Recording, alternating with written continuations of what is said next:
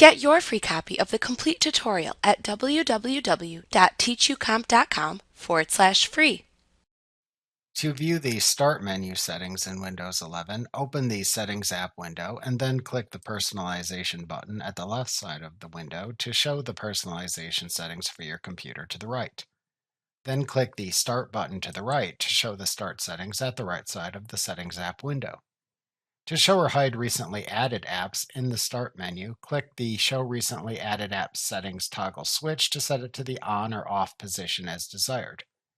To show or hide the most used apps in the Start menu, click the Show Most Used Apps settings toggle switch to set it to the on or off position as desired.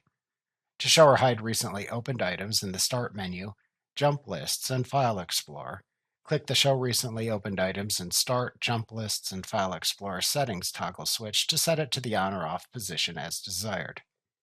To choose which folders to show next to the Power button in the Start menu, click the Folders setting button to show the folder settings of the Start settings. To show or hide each folder shown in the Folders settings page next to the Power button in the Start menu, click its Toggle Switch button to set it to the on or off position as desired. To close the Settings app window when finished, click the X button in its upper right corner.